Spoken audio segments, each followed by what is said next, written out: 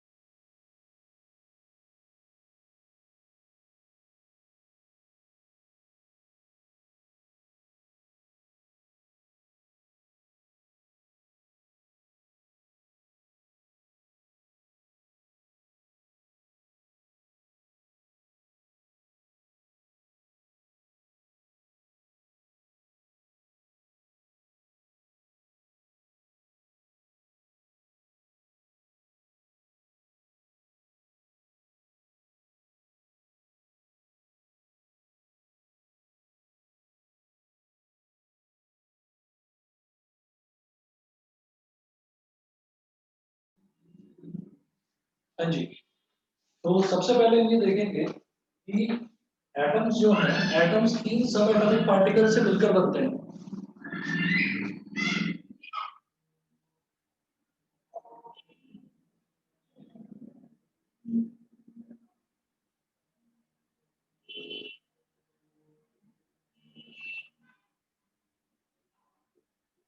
Structure of atom, structure of atom में सबसे पहला जो हमने पॉइंट स्टडी करना है कि atoms are made up of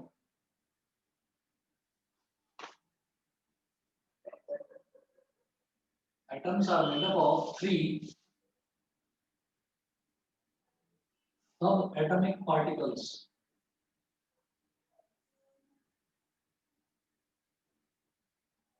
three sub atomic particles, electrons, comma, protons,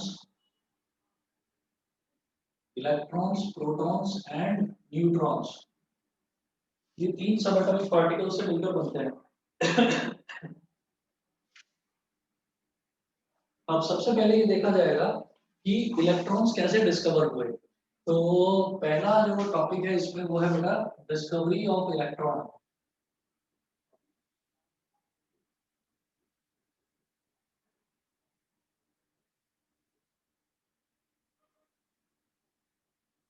discovery of electron.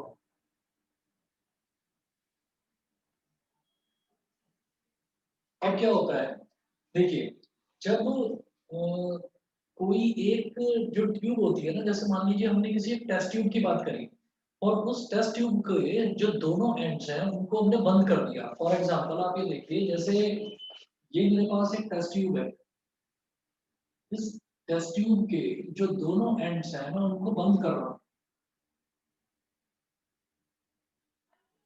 एक एंड तो इसका ऑलरेडी बंद है। अब हम क्या करते हैं, इसको कुछ इस तरीके से डिजाइन करते हैं, ये टेस्ट ट्यूब को हम हॉरिजॉन्टली, तो वर्टिकली रखी हुई है ऐसे सीधी, इसको हॉरिजॉन्टली अगर ऐसे रखते हैं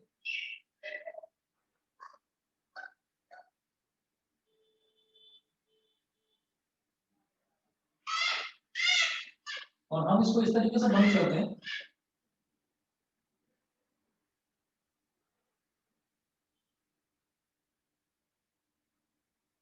है ना।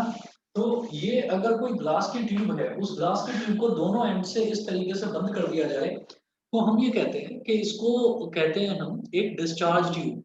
ठीक है, इसको डिस्चार्ज ट्यूब कहते हैं। तो जब डिस्कवरी ऑफ इलेक्ट्रॉन की बात हुई, तो इलेक्ट्रॉन की डिस्कवरी सबसे पहले तो ये देखना है कि करा किसने। तो इलेक्ट्रॉन की डिस्कवरी करी जे थॉमसन ने।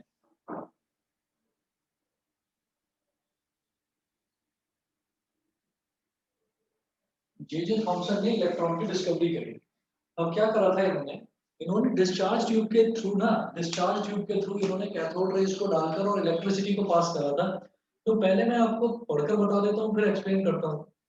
इसमें था, the existence of electrons in an atom was first found by J. Thomson. Thomson passed electricity at high voltage through a gas at very low pressure taken in a discharge tube. The streams of minute particles were given out by the cathode. These streams of particles are called cathode rays because they come out of cathode. The mass and charge of the cathode ray particles does not depend on the nature of gas taken in the discharge tube. Cathode rays consist of small negatively charged particles called electrons. Since all the gases form cathode rays, it was concluded that all the atoms contain negatively charged particles called electrons. क्या हुआ कि discharge tube में J Thomson ने क्या करा, discharge tube में कोई भी एक गैस ले ली। अब गैस में क्या करा कि कंडीशन ये रखी कि गैस को लो प्रेशर पर लिया गया। लो प्रेशर पर क्यों लिया गया, ताकि हम उसका मूवमेंट आसानी से देख सकें। देखो ऐसा होता है, ऐसा होता है कि जैसे मान लीजिए ये डिस्चार्ज ट्यूब है, इस डिस्चार्ज ट्यूब के अंदर मैं इस तरफ बनाकर दिखा रहा हूँ।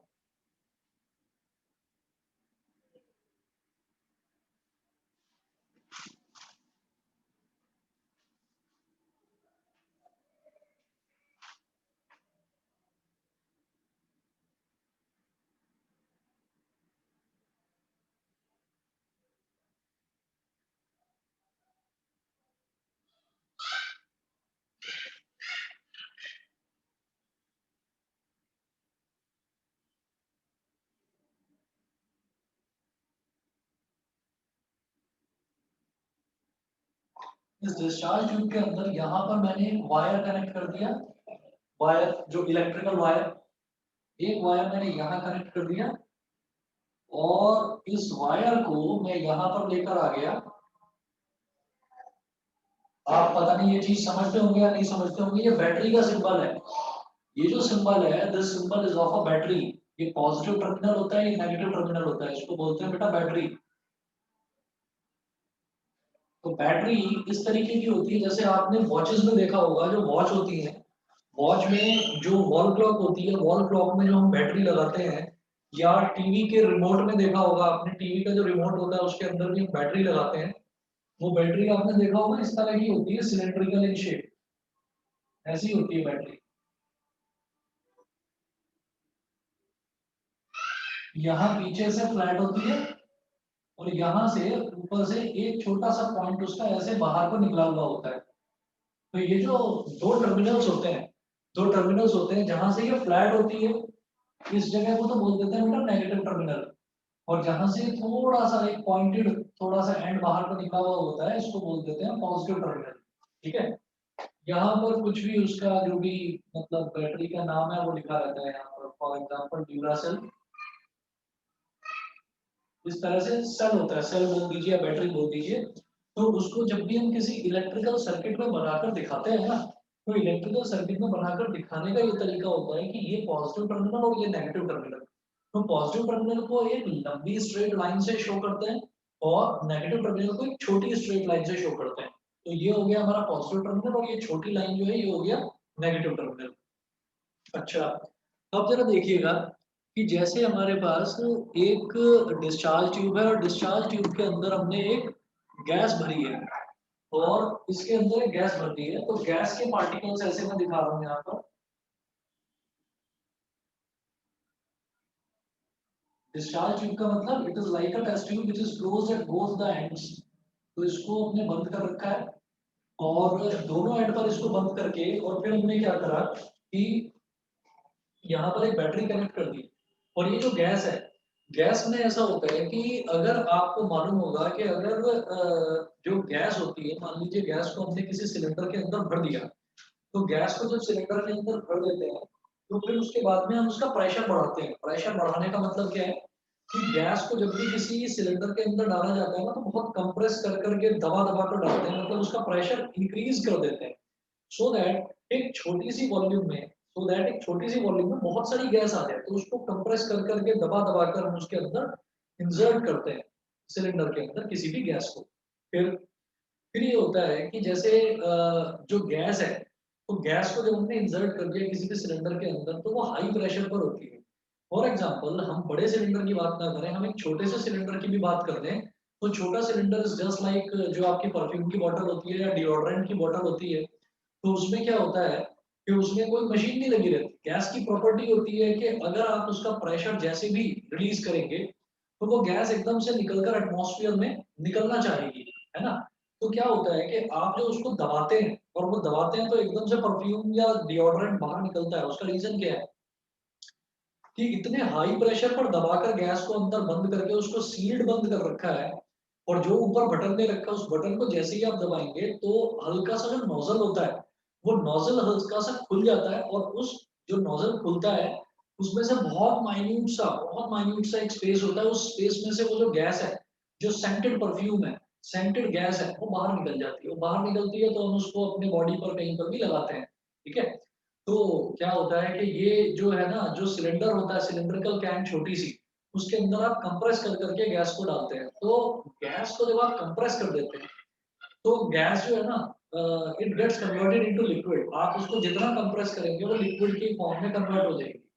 अगर आपने देखा भी होगा, परफ्यूम की बॉटल को आप ऐसे ऐसे हिलाकर देखते हैं तो ऐसा लगता है उसके अंदर कोई लिक्विड है जो हिल रहा है, लिक्विड की आवाज आती है। तो जब भी आप गैस को कंप्रेस करते हैं तो फिर वो गैस हल्का सा लिक्विड फॉर्म में कन्वर्ट हो जाती है, वो गैस नहीं रहती। मैं चाहता हूँ कि गैस गैस की ही फॉर्म में रहे, तो गैस को मैं क्या करूंगा, मैं लो प्रेशर पर लूंगा। तो मैंने लो प्रेशर पर एक गैस यहाँ इसके अंदर भर दी, ताकि गैस गैस ही रहे। फिर हमने क्या करा, हमने इधर वायर कनेक्ट कर दिया और इधर नेगेटिव टर्मिनल कनेक्ट कर दिया, स्विच को ऑन कर दिया। जो भी हमने बैटरी लगाई है उसके स्विच को ऑन कर दिया। अब करंट जो है वो इसमें पास होना शुरू हो गया, ठीक है। तो करंट जो होता है, करंट की प्रॉपर्टी होती है कि करंट हमेशा पॉजिटिव टर्मिनल से नेगेटिव टर्मिनल की तरफ फ्लो करता है। तो जे जे थॉमसन ने करंट की इस प्रॉपर्टी का इस्तेमाल करा और उसने कहा कि जो हमने जब पॉजिटिव टर्मिनल, जब यहाँ पर बैटरी कनेक्ट करी तो इधर ये पॉजिटिव टर्मिनल और इधर ये नेगेटिव टर्मिनल, तो इन्होंने बोला streams of minute particles were given out by the cathode. These streams of particles are called cathode rays because they come out of the cathode. The mass and charge of cathode ray particles does not depend on the nature of the gas taken. अब देखिएगा क्या होता है कि cathode का मतलब क्या होता है। जो नेगेटिव टर्मिनल होता है ना, जैसे ये नेगेटिव टर्मिनल है, नेगेटिव टर्मिनल को हम बोल देते हैं कैथोड। तो ये बैटरी के नेगेटिव टर्मिनल से ये वायर कनेक्टेड है, तो इस वाले एंड को मैंने बोल दिया कैथोड। और बैटरी के पॉजिटिव टर्मिनल से ये वाला एंड कनेक्टेड है, तो इसको हमने बोल दिया एनोड। पॉजिटिव टर्मिनल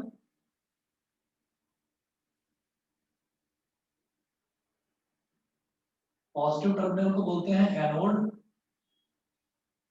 और नेगेटिव टर्मिनल को बोल देते हैं कैथोड। ठीक है, दोबारा बताता हूँ आप लोगों के लिए नया है, तो दोबारा ध्यान से सुनिए कि कोई भी जो बैटरी होती है उस बैटरी में दो टर्मिनल होते हैं, एक पॉजिटिव टर्मिनल, एक नेगेटिव टर्मिनल। बहुत बेसिक एग्जांपल जो हम लोगों ने घरों में बैटरी देखी है, उस घरों में जो हम बैटरी देखते हैं, जो हम नॉर्मली वॉल क्लॉक में या अलार्म क्लॉक में लगाते हैं, वो ये बैटरी होती है, ड्यूरासेल या निप्पो या एवररेडी वगैरह कुछ इस पर लिखा रहता है। लेकिन हमने देखा है कि एक एंड ऐसे पॉइंटेड बाहर को निकला रहता है और एक ऐसे ही होता है, बिल्कुल फ्लैट होता है। तो जो फ्लैट वाला पोर्शन है दैट इज नेगेटिव टर्मिनल, और जो ये नीचे बाहर को निकला हुआ होता है इसको बोलते हैं पॉजिटिव टर्मिनल। अब मैं किसी भी सर्किट की बात करूंगा तो उसमें मैं इतना बड़ा सेल बनाकर नहीं दिखाऊंगा, मैं छोटा सा ये सिंबल बना दूंगा। ये सिंबल होता है सेल का, इधर पॉजिटिव और इधर नेगेटिव। तो इसको बोलते हैं बैटरी।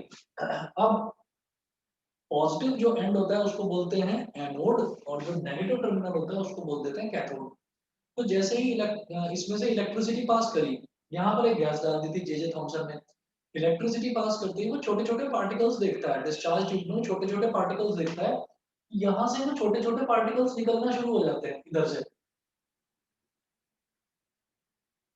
तो क्योंकि ये पार्टिकल्स कैथोड वाली साइड से ये निकल रहे हैं, तो थॉमसन ने इनको बोल दिया कैथोड रेज। बताइए यहाँ तक समझ रहे हैं सभी बच्चे? दिव्यांशी क्लियर है? Yes sir. आदित्य बताइए क्लियर है? Aditya, Akshat, yes sir. Yes sir. Clear है? अच्छा, अब ये देखिएगा यहाँ से जो निकलनी शुरू हुई ये हुई cathode rays, because they come out of the cathode. फिर है cathode rays consist of small negatively charge particles called electrons.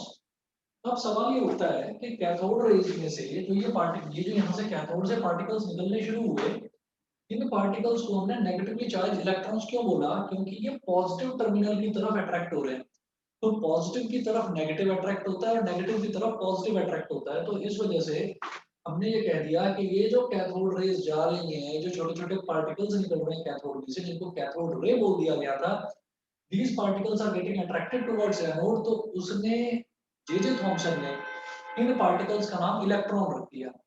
उसने कहा कि बिकॉज इलेक्ट्रिसिटी पास करने पर ये पार्टिकल्स रिलीज हो रहे हैं यहाँ से कैथोड से, तो इलेक्ट्रिसिटी पास करने पर ये रिलीज हो रहे हैं, तो इलेक्ट्रिसिटी की वजह से उसने इनका नाम इलेक्ट्रॉन रख दिया। कि इलेक्ट्रॉन के जैसे ही हमने स्विच ऑन करा इलेक्ट्रिसिटी का, तो इलेक्ट्रिसिटी की वजह से ये पार्टिकल्स इधर चले गए। और हमने कहा कि बिकॉज ये पॉजिटिव की तरफ अट्रैक्ट हो रहे हैं, that's why they are negative. ये चीज थी। अब उसने इसको थोड़ा सा और एक्सप्लेन करा, तो जरा सुनिएगा, मैं एक्सप्लेनेशन बताता हूँ क्या है।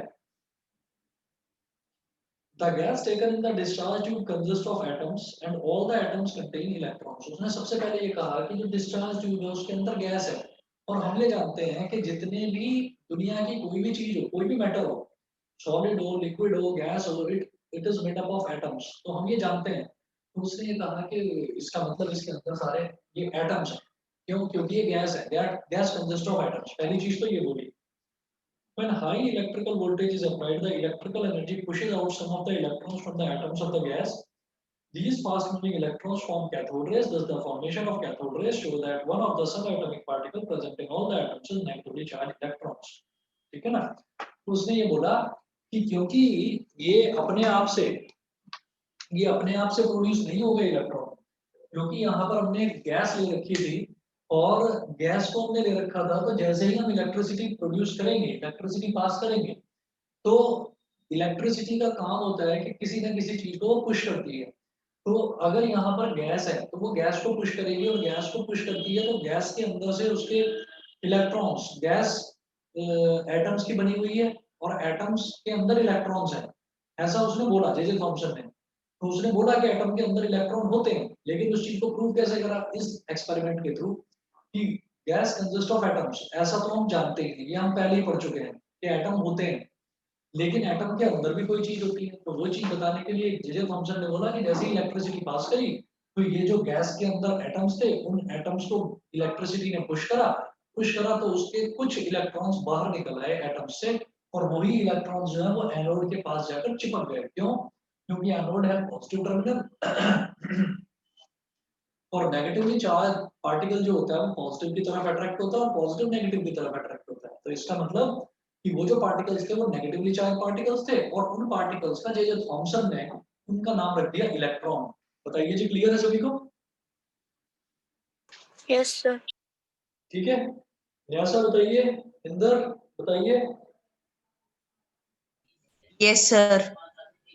ठीक है, अब इसी तरीके से ये काम तो करा जे थॉमसन ने। फिर उसके बाद बात आती है इलेक्ट्रॉन के बाद प्रोटॉन की। ये प्रोटॉन जो है इसका इन्वेंशन कैसे हुआ, प्रोटॉन के बारे में कैसे पता चला कि प्रोटॉन भी कुछ है?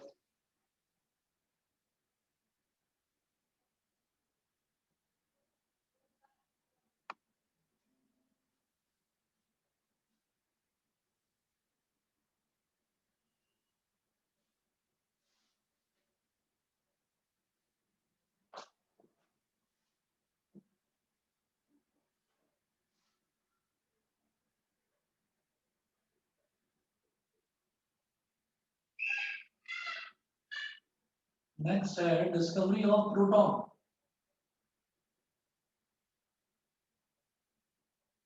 डिस्कवरी ऑफ प्रोटॉन, प्रोटॉन के बारे में जरा देखते हैं।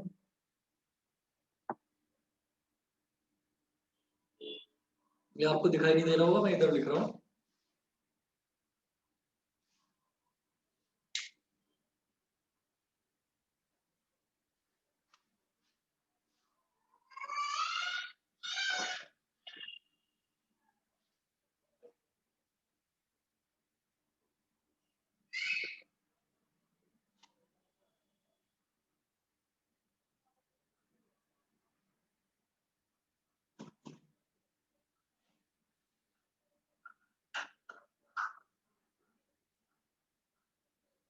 यूजन गोल्डस्टीन ये नाम था। तो यूजन गोल्डस्टीन, इसको शॉर्ट में ई गोल्डस्टीन भी बोल देते हैं।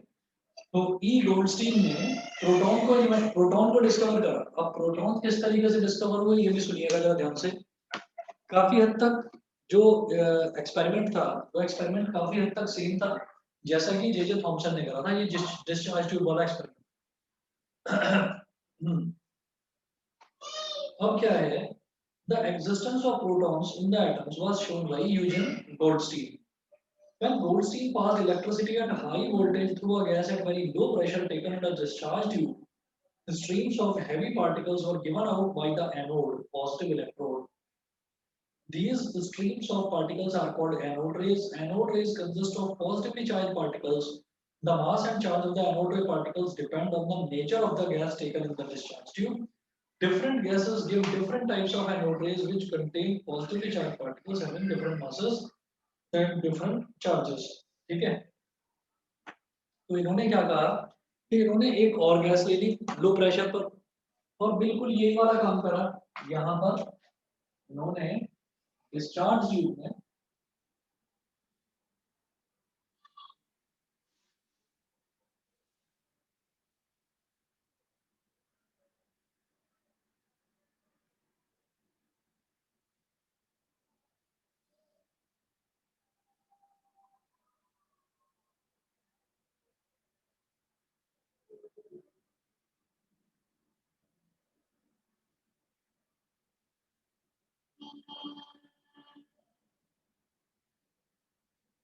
डिस्चार्ज ट्यूब के अंदर इन्होंने कोई गैस ले ली, गैस ले ली एट वेरी लो प्रेशर। तो ये इसका हो गया पॉजिटिव टर्मिनल, ये हो गया नेगेटिव टर्मिनल। और अब क्या हुआ कि इन्होंने जैसे ही इलेक्ट्रिक करंट इसमें से पास करना शुरू करा डिस्चार्ज ट्यूब में से, तो ये देखा कि ये जो पॉजिटिव टर्मिनल है, पॉजिटिव टर्मिनल को हम बोल देते हैं एनोड, और ये जो नेगेटिव टर्मिनल है इसको हम बोलते हैं क्या, कैथोड। तो गोल्डस्टीन ने ये ऑब्जर्व करा कि जो पॉजिटिव टर्मिनल है यानी कि एनोड है, एनोड में से कुछ छोटे छोटे छोटे छोटे पार्टिकल्स निकलने शुरू हो जाते हैं।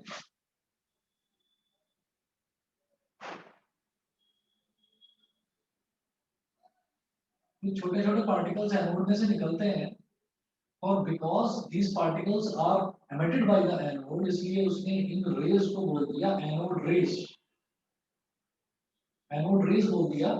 तो ये जो छोटे छोटे पार्टिकल्स हैं ये कैथोड की तरफ अट्रैक्ट हो रहे हैं। तो उसने कहा कि जब ये पार्टिकल्स नेगेटिव टर्मिनल की तरफ अट्रैक्ट हो रहे हैं तो हम ये कहेंगे कि ये पॉजिटिवली चार्ज पार्टिकल्स हैं, क्योंकि ये पॉजिटिव टर्मिनल में से निकल रहे हैं और नेगेटिव टर्मिनल की तरफ जा रहे हैं। तो उसने ये बोला कि these particles are called protons. These particles are called protons. ये पॉजिटिवली चार्ज पार्टिकल्स हैं, तो गोल्डस्टीन ने इनका नाम रख दिया प्रोटॉन्स। बताइए जी, समझ में आ गया? इलेक्ट्रॉन और प्रोटॉन दोनों की डिस्कवरी समझ में आ गई, एक्सपेरिमेंट समझ में आ गया। बताइए Garima, Inder, Nyasa, Yes, sir. Clear है? दिव्यांशी, Yes, अक्षर? sir. Yes, sir. ठीक है बेटा। अब इसके बाद देखते हैं कि जो प्रोटॉन है, प्रोटॉन के बारे में क्या बताया गया।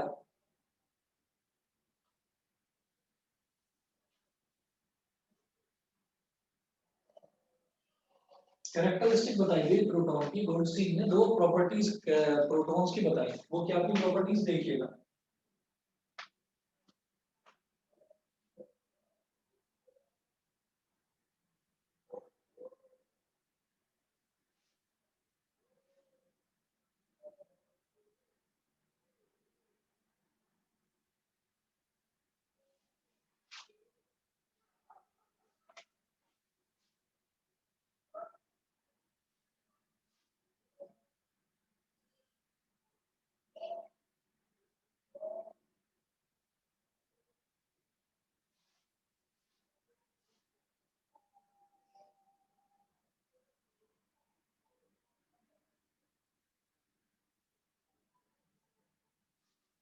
Characteristics of protons.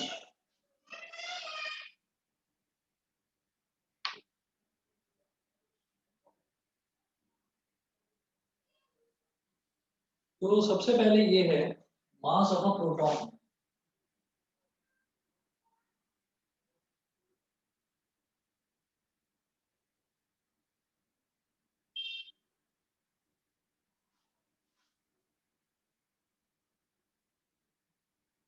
Mass of a proton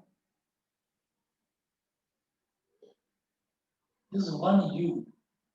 U का मतलब आप जानते होंगे, U होता है बेटा atomic mass unit.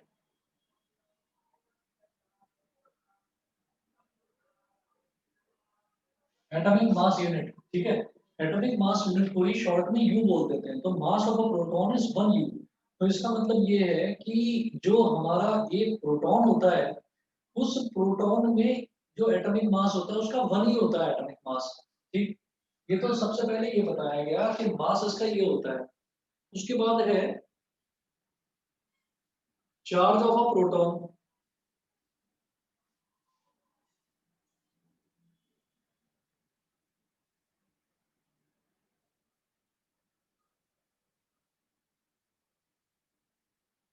Charge of a proton, हम ये कहते हैं कि कोई भी जो चीज है ना, अगर मान लीजिए हमने कहा कि हमने कागज लिया और कागज को फाड़कर उसके छोटे छोटे छोटे छोटे टुकड़े कर दिए, बहुत छोटे छोटे पीसेस कर दिए, और फिर हमने कोई कॉम्ब हम लेकर आए और कॉम्ब को हमने बालों में ऐसे ऐसे ऐसे ऐसे करना शुरू करा।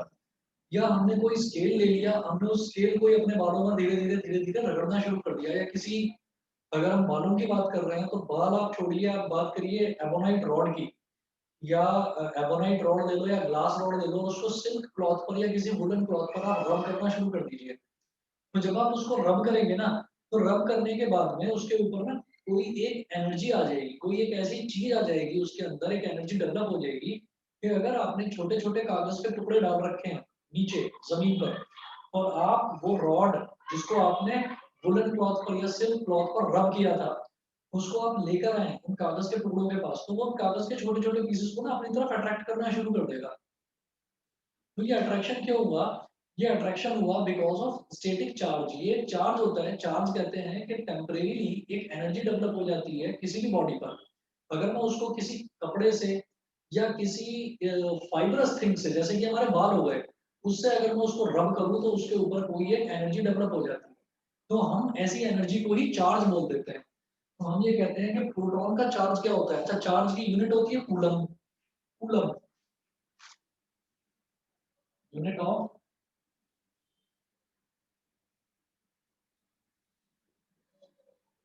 Unit of charge is coulomb, COULOMB, coulomb. इसको शॉर्ट में बोल देते हैं बेटा C।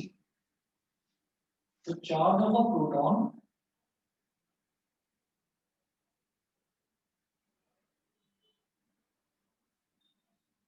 Charge of a proton 1.6 into 10 की पावर माइनस 19 कूलम।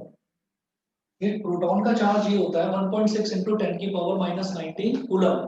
ठीक है, तो ये दो प्रॉपर्टीज थी। अब ये दो प्रॉपर्टीज इसने बता दी गोल्डस्टीन ने। उसके बाद फिर सवाल ये उठता है कि प्रोटॉन की डिस्कवरी कैसे हुई, कि प्रोटॉन आ गए और इलेक्ट्रॉन आ गए, तो न्यूट्रॉन की डिस्कवरी कैसे हुई? न्यूट्रॉन की डिस्कवरी करने वाले साइंटिस्ट का नाम था जेम्स शेडविक। जेम्स शेडविक।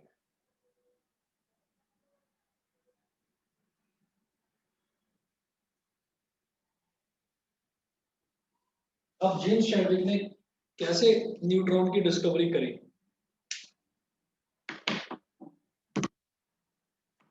बस 1 मिनट रुकिए, मैं जरा पानी पी रहा हूँ।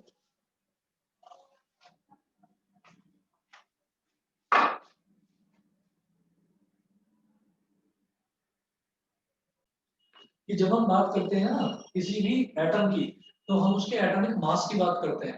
एटॉमिक मास की बात करते हैं कि उसमें मास कितना होगा। फॉर एग्जाम्पल, मैंने ये बोला कि जो प्रोटॉन होता है, प्रोटॉन का जो मास होता है वो होता है 1U। आप ये कहेंगे कि क्या हमने इलेक्ट्रॉन के मास की बात करी? हमने नहीं करी। इलेक्ट्रॉन इतना छोटा होता है, इतना छोटा होता है, छोटा तो प्रोटॉन भी होता है, लेकिन इलेक्ट्रॉन इतना लाइट होता है, इतना हल्का होता है कि उसके मास को इग्नोर करा जा सकता है। तो अब हम ये कहेंगे कि जैसे एक कार्बन एटम की बात करी गई, तो कार्बन एटम के अंदर जब ऑब्जर्व करा गया, फॉर एग्जाम्पल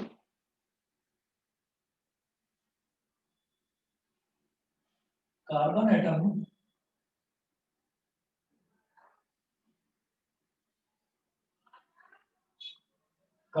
contains 6 electrons,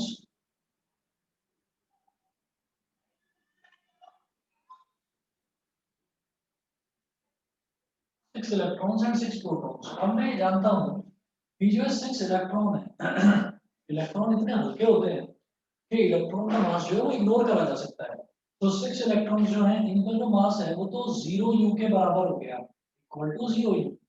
और एक प्रोटॉन का मास कितना होता है, 1 u के बराबर होता है एक प्रोटॉन का मास। तो जो 6 प्रोटॉन्स हैं उनका मास कितना हो जाएगा, 6 u के बराबर हो जाएगा।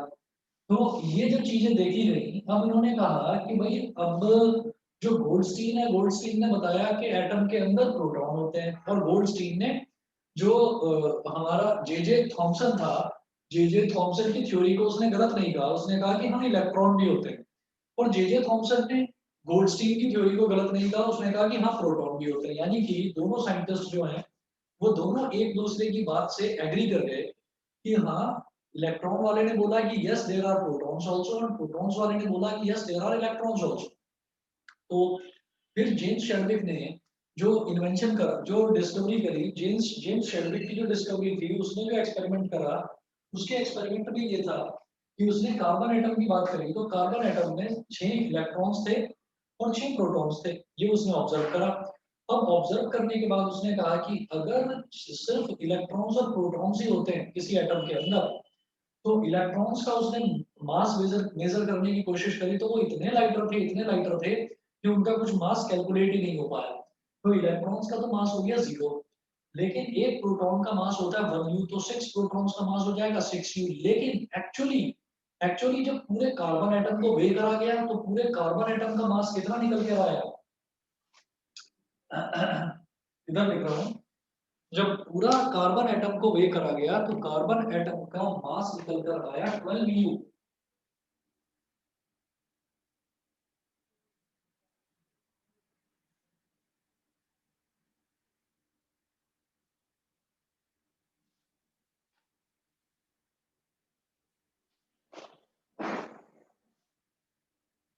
एक्चुअली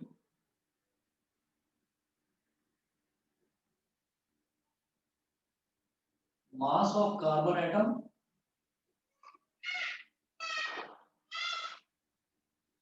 कार्बन एटम का मास कितना आया 12 u, ठीक है। तो अब अगर सिर्फ प्रोटॉन और इलेक्ट्रॉन ही होते एटम के अंदर, तो भाई 6 u प्लस 0 u, तो सिर्फ 6 u मास आता ना कार्बन का। लेकिन ये 12 u आ रहा है, तो इसका मतलब एक्स्ट्रा 6 u कहां से आया, तो उसने बोला कि extra 6 u mass, extra 6 u mass of carbon atom is accounted by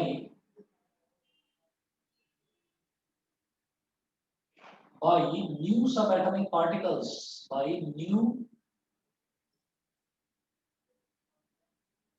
subatomic particles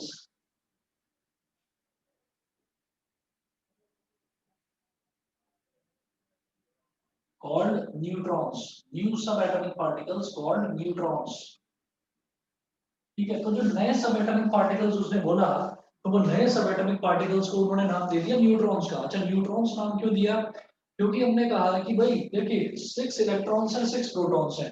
electrons negatively charge होते हैं, प्रोटॉन्स पॉजिटिवली चार्ज होते हैं, तो नेगेटिव और पॉजिटिव ने एक दूसरे को नलीफाई कर दिया। तो ये कहा जाता है कि atom is electrically neutral. Electrically atom neutral होता है, मतलब एटम का कोई चार्ज नहीं होता, क्योंकि उसमें जितने इलेक्ट्रॉन्स हैं, जितने नेगेटिवली चार्ज पार्टिकल्स हैं, उतने ही पॉजिटिवली चार्ज पार्टिकल्स हैं। इस वजह से एटम का खुद का कोई चार्ज नहीं होता। तो ये कहा गया कि भाई अगर अब ये न्यूट्रॉन करके नए पार्टिकल्स आ गए हैं, तो इनका चार्ज क्या होगा। हमने कहा कि हम ये जो न्यूट्रॉन्स हैं ये एटम को बिल्कुल भी डिस्टर्ब नहीं करते, बस क्या करते हैं थोड़ा सा मास बढ़ा देते हैं इनका। तो ये कह दिया गया कि इनका कोई चार्ज ही नहीं है, ये न्यूट्रल है। They do not have any, bracket में लिख रहा हूं, पॉजिटिव और negative charge. They do not have any charge, यानी कि पॉजिटिव या नेगेटिव कैसा भी कोई चार्ज नहीं होता। They are neutral, they are neutral. तो इस तरह से पता चला इसके बारे में, न्यूट्रॉन के बारे में। फिर बात आती है हाइड्रोजन की। तो हाइड्रोजन दुनिया का एक अकेला ऐसा एलिमेंट होता है जिसका एटॉमिक नंबर भी 1 होता है और एटॉमिक मास भी 1 होता है। ठीक है, एटॉमिक नंबर और एटॉमिक मास दोनों ही इसके 1 होते हैं। हम एटॉमिक मास और एटॉमिक नंबर पर कुछ न्यूमेरिकल्स करेंगे, इसी चैप्टर में हमको करना है। तो देखिए मैं आपको एक इसमें बताता हूँ कि फॉर्मूला क्या होता है एटॉमिक मास का और एटॉमिक नंबर का। एटॉमिक मास और एटॉमिक नंबर का फॉर्मूला ये होता है, जैसे हमने कहा, पहले ये बता दीजिए न्यूट्रॉन क्लियर है सभी को? न्यूट्रॉन सभी को क्लियर है? अक्षत बताइए, क्लियर है? Yes sir. दोबारा बताना हो तो बता देना। आदित्य बता दो, क्लियर है?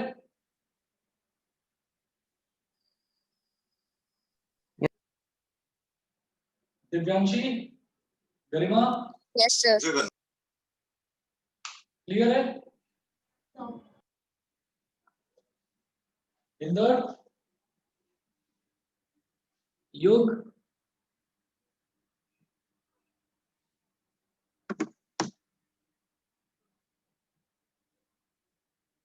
अच्छा अब देखिएगा कि क्या होता है कि हम जैसे बोलते हैं ना एटॉमिक नंबर, तो एटॉमिक नंबर होता है नंबर ऑफ प्रोटॉन्स, कि किसी भी एलिमेंट के अंदर नंबर ऑफ प्रोटॉन्स कितने हैं वो उसका एटॉमिक नंबर होता है।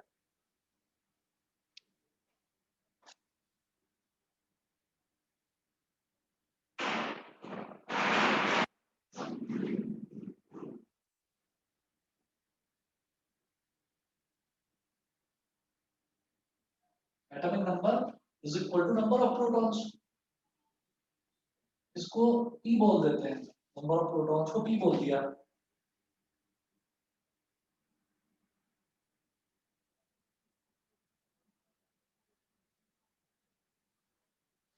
एटॉमिक मास क्या होता है? नंबर ऑफ प्रोटॉन्स प्लस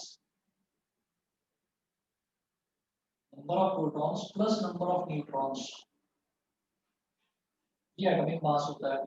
तो प्रोटॉन्स को पी बोल देते हैं, न्यूट्रॉन्स को एन बोल देते हैं, तो पी प्लस एन हो गया। Atomic number is P and atomic mass is P plus N. आगे का इधर एक्सप्लेन करता हूं।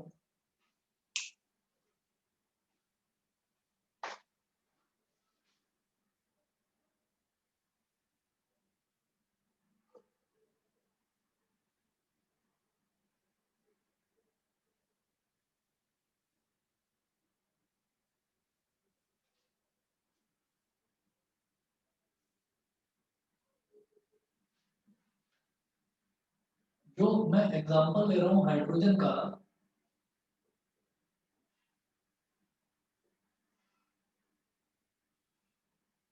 हाइड्रोजन का एटॉमिक मास ये होता है 1U। 1U का मतलब क्या हो गया? Atomic mass P plus N, ये 1U हो गया। इक्वेशन नंबर 1 बोल दीजिए। हाइड्रोजन का एटॉमिक नंबर, हाइड्रोजन का एटॉमिक नंबर 1 ही होता है, ओनली 1। ठीक है, और एटॉमिक नंबर क्या होता है? नंबर ऑफ प्रोटॉन्स के इक्वल, यानी कि नंबर ऑफ प्रोटॉन्स ये 1। Equation number 2। अब आप क्या करिए, ये जो P की वैल्यू 1 है इसको यहाँ सब्स्टिट्यूट कर दो। 1 plus n is equal to 1। मैंने सेकंड में जो P की वैल्यू आई थी 1, P की वैल्यू जो 1 आई थी, इसको मैंने यहाँ सब्स्टिट्यूट कर दिया ऊपर। तो P की वैल्यू 1 थी, 1 यहाँ डाल दिया। 1 plus n is equal to 1। 1 से 1 कैंसिल आउट हो गया, तो n कितना आ गया?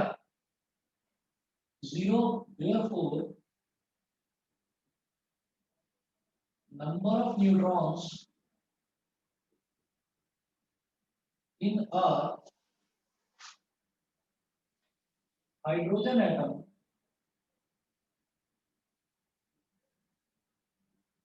is 0. That is, hydrogen does not have any neutron. Hydrogen में कोई न्यूट्रॉन नहीं होता. बताइए जी, क्लियर है सभी को? आप कहेंगे हाइड्रोजन का एग्जांपल क्यों दिया है? क्योंकि हाइड्रोजन एक एक्सेप्शनल केस है. किसी भी एटम की बात करते हैं तो उसमें इलेक्ट्रॉन भी होता है, प्रोटॉन भी होता है, न्यूट्रॉन भी होता है. लेकिन हाइड्रोजन एक ऐसा एलिमेंट है जिसके अंदर न्यूट्रॉन नहीं होते. ये सबको क्लियर है? सबको Yes, क्लियर sir. है? इतना समझ गए? ठीक है. अच्छा जी, अब उसके बाद हम ये कहेंगे कि एटम का मॉडल भी अलग अलग जो साइंटिस्ट थे उन्होंने बताया. जैसे थॉमसन ने कुछ बताया एटम के बारे में, रदरफोर्ड ने कुछ बताया, नील बोहर ने कुछ बताया. तो 3-4 एटम्स हैं जो हमारे सिलेबस में है, वो हमको करने हैं. ठीक, कल करेंगे बेटा, आज नहीं करेंगे इसमें, क्योंकि आज में एक भी मॉडल पूरी तरह से नहीं हो पाएगा, बीच में रह जाएगा. मतलब टाइम नहीं बचा हुआ अभी उतना, तो वो पूरी तरह से हो नहीं पाएगा. तो अभी के लिए बस इतना ही, discovery of proton, neutron and electron. और फिर जो एटॉमिक मास है, एटॉमिक मास क्या होता है? Number of protons plus number of neutrons. और एटॉमिक नंबर होता है नंबर ऑफ प्रोटॉन्स के इक्वल, केवल. और हाइड्रोजन एक ऐसा एक्सेप्शन है जिसमें कोई न्यूट्रॉन नहीं होता, नंबर ऑफ न्यूट्रॉन 0 होता है. उसके बाद अगला Thomson's model of atom, Rutherford model of atom, ठीक है, नील बोहर मॉडल ऑफ एटम, वो हम कल करेंगे. ठीक, आज के लिए बस इतना ही. ठीक है बेटा, Thank you, sir. चलिए जी, फिर ओके.